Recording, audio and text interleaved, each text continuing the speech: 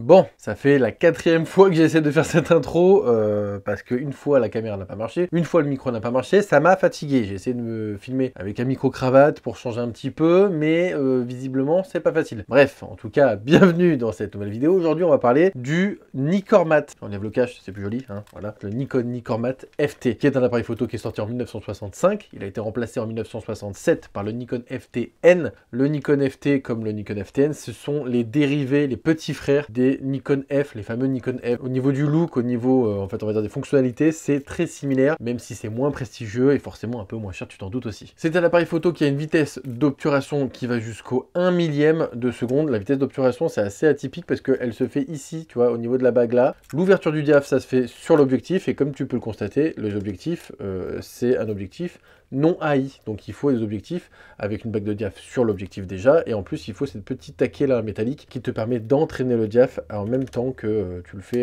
via la molette, et ça permet en fait de renseigner au boîtier le diaph directement, et donc de coupler avec la vitesse, ce qui du coup est un petit peu perturbant au départ là aussi, et surtout en fait ça n'est pas compatible avec les objectifs un peu plus modernes. Donc comme je te disais, la vitesse maximum c'est 1 millième de seconde, ça change un peu de mon Nikon F4 qui lui à une vitesse jusqu'au 1/8 millième de seconde.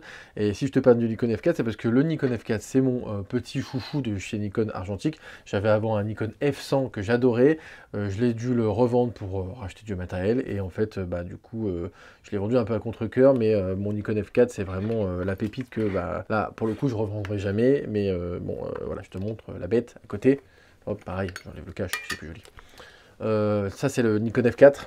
Et le Nikormat FT à côté. En termes de gabarit, c'est pas si éloigné que ça. Après, en termes de poids, le Nikon F4, il pèse son poids. Après, le Nikormat, il fait quand même 745 grammes nu, ce qui est assez lourd. C'est un boîtier vraiment métallique, donc c'est assez lourd. Le truc que moi, j'ai un peu du mal, c'est la prise en main. Comme tu peux le voir sur le Nikon F4, il y a une belle poignée, alors que là, il n'y a pas de poignée. Si tu investis dans le Nikormat FT ou FTN, je te conseillerais de prendre une sangle pour protéger ton matériel, parce que c'est vrai que la prise en main, elle n'est pas folle. L'avancement du film se fait via cette petite molette, tu déclenches ici et tu entraînes ton film en fait avec la molette classique un petit peu. Il n'y a pas vraiment grand chose de plus, ça en fait un boîtier vraiment assez simple à utiliser. J'avais à la base un 50 mm dessus, j'ai décidé d'investir dans ce 24 mm dessus, je te ferai une autre vidéo, c'est un objectif que j'ai trouvé à la foire de Bièvre. Je te ferai une vidéo dédiée dessus parce que c'est assez intéressant, parce que c'est une vraie pépite cet objectif là, et j'ai voulu un 24 parce que pour que ça change un petit peu de mon 35 et du 50 que j'ai déjà, du 85. Pour te faire un ordre d'idée, le 24 c'est l'objectif qui est en train de me filmer là, sauf que le 24 que j'ai ici c'est un objectif classique avec la bague de diaph dessus directement que je peux mettre sur mon Nikon F4, mais il n'est pas non AI, il communique les informations directement au boîtier électroniquement, alors que là il n'y a pas d'électronique du tout, donc en fait je ne peux pas utiliser ce 24 mm là, et là j'ai trouvé celui-ci vraiment pas cher à la foire de Bièvre. C'est tous les deux des 24 mm f2.8 ancienne génération, donc celui-ci c'est une ancienne génération encore plus vieille, mais le 24 qu'elle est ici